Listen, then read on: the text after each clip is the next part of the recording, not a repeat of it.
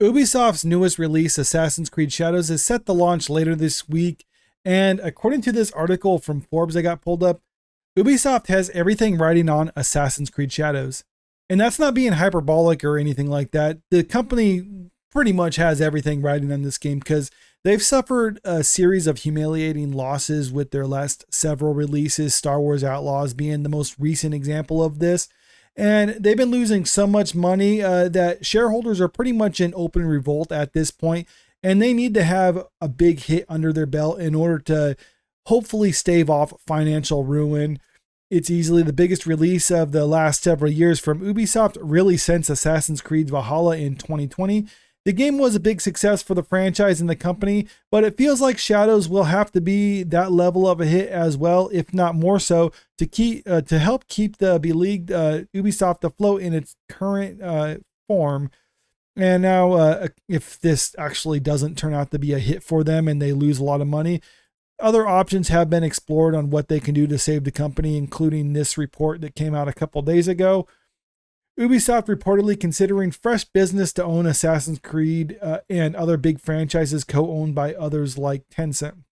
So what this article is basically says, I'm not going to go through all of it because that's not the point of this video, but what they're essentially saying is that they're looking for business partners to basically be co-owners of these major franchises. So Ubisoft won't own them outright. They'll basically be sharing ownership with other groups like Tencent because they need to bring in some other revenue. And if other people are willing to actually help pick up the slack, then they can kind of bring them on board. This is obviously something that Ubisoft doesn't want to have happen.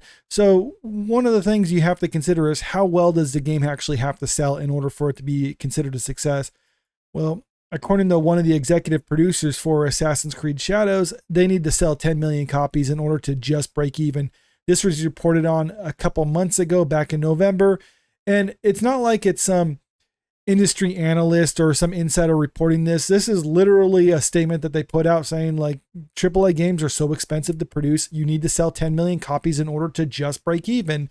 So since they need Assassin's Creed Shadows to be a huge hit for them, you got to keep this number in mind in the next coming weeks when we start hearing sales figures for the game, because if Assassin's Creed Shadows is selling less than 10 million copies, then according to Ubisoft's own executives, they're not doing good as a company. And that's why we get to the subject. Really what I wanted to talk about is because I saw this going around where, according to this headline from PC Games, Ubisoft reportedly creates anti-harassment plan for Assassin's Creed Shadows.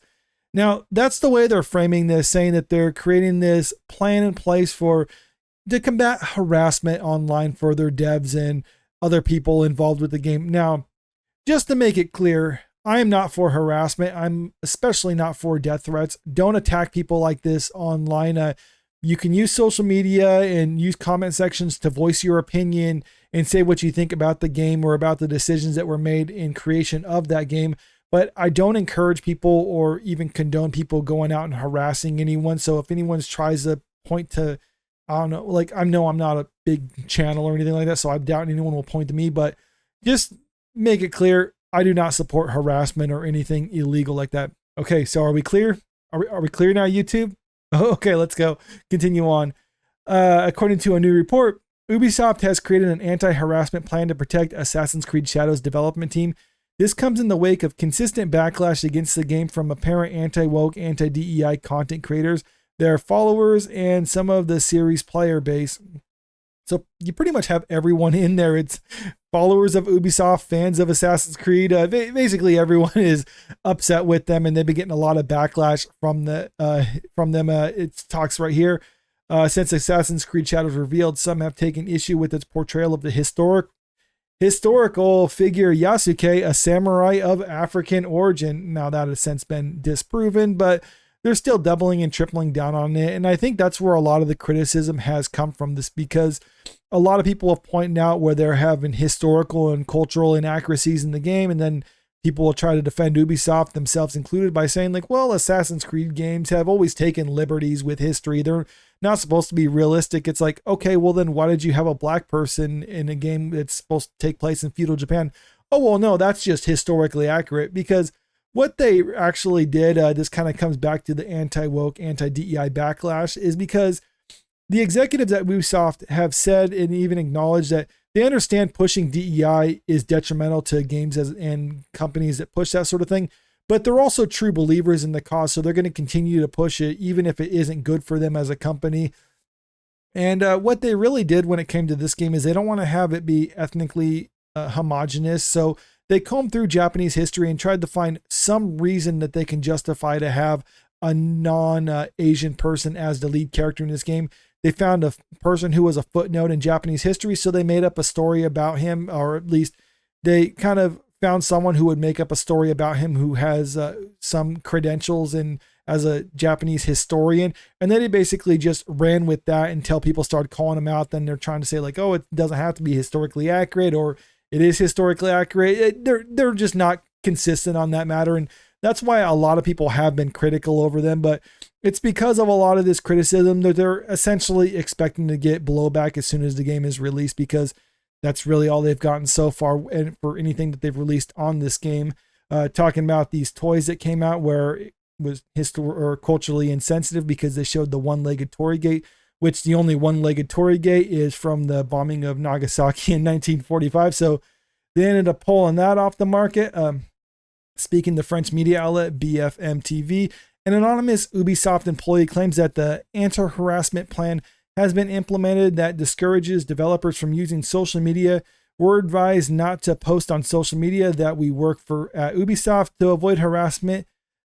So they're basically running and hiding from any criticism. Now, whenever a game is released or anything is released, you're always going to get some criticism online and even some harassment online. I mean, that's just kind of the nature of the way things go.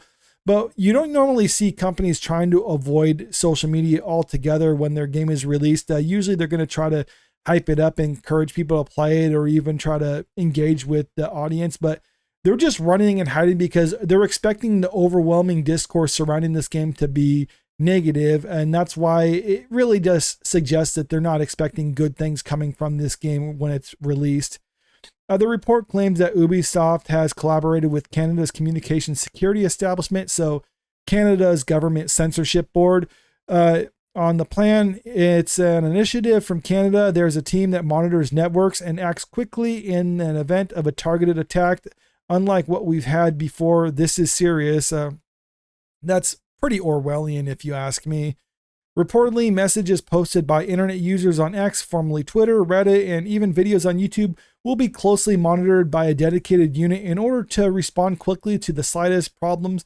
Lawyers are already ready to file complaints in the event of proven harassment. Now, they use the word proven harassment, but to me, when something's proven, that means it's gone through court, it's been adjudicated, a jury has decided that this is harassment. They're not going to be going through that process. What they're doing is it's something that they determine subjectively, according to them, is going to be harassment. And that's basically what I'm imagining going to be anything and everything that's critical over it, because like we've already established, this is something that they need to have succeed for them. And I think they'll go to any measures imaginable in order to try to ensure that that happens. And I think that could even go up to and including trying to ban people on social media or try to file false copyright strikes on videos that are negative towards their game. Now, obviously, they're not going to sue people in court who are talking negative about them on social media. Like, first of all, like, I'm in a different country, so they can't do anything to me. One thing they can do, going back to YouTube videos, is they can file false copyright strikes on videos who are speaking negatively about their game. Because if we remember when Star Wars Outlaws was released, a lot of videos were circulating on social media showing bugs and other glitches in the game that were pretty embarrassing for Ubisoft. And that's something a lot of people are pointing to why the game was such a huge failure, or an example of problems within the game that really did hurt their sales. And we've seen them delay the release of this game in order to try to patch up a lot of those bugs. But you imagine there's probably still going to be a lot that slipped through. So what I think they're really planning on doing is going to go to filing false copyright strikes and other things like that for videos that are negative towards their game. Because for people who don't know, when a false copyright strike is filed, you can try to dispute it if you're the video creator on YouTube, and then they have 30 days to respond. Now, if they don't do anything, then it's lifted after 30 days. And I'm thinking they might not do anything. I doubt they're going to try to pursue it, because if they do try to pursue it even further, then you do have to see them in court. Essentially, you're basically filing a lawsuit against them. And they have their teams of lawyers to battle you. So I think they're expecting a lot of people not to go through that effort. But even if they're not willing to go to that far and actually challenge all these people in court, they still get 30 days of favorable coverage, or at least 30 days where they're not going to have negative coverage and a lot of those embarrassing mistakes, kind of at a critical point in the game's release when you want to have everything just positive around it within the first 30 days. So I'm thinking that's really what's ultimately going to happen with all this. They're basically going to have their teams of lawyers trying to just go through the internet and take down a lot of stuff that's negative for them, but that's really not going to work. And I think if they did try to go to that extent, then it's really going to get a lot of people to turn their back on them. Even people who would otherwise support Ubisoft and want to play this game would probably think twice if this is the level that they're actually going to go to, where they're going to be lying about people and abusing the YouTube copyright system, something that's actually illegal to do. But if they did that, I think that would ultimately hurt them. But like I already pointed out, they are pretty desperate at this time because this is something that they need to have succeed. Otherwise, they could be losing control of a lot of their franchises. And that's the best case scenario for them. But let me know what you think about this in the comment section below. Do you think Ubisoft is really just trying to stop harassment and threats, or do you think they are going to try to abuse any type of system imaginable in order to try to paint the coverage surrounding their game as positive as possible?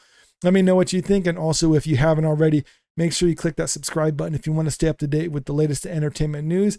And don't forget to click that like button and share this video out there because it really helps out with the channel. Thank you.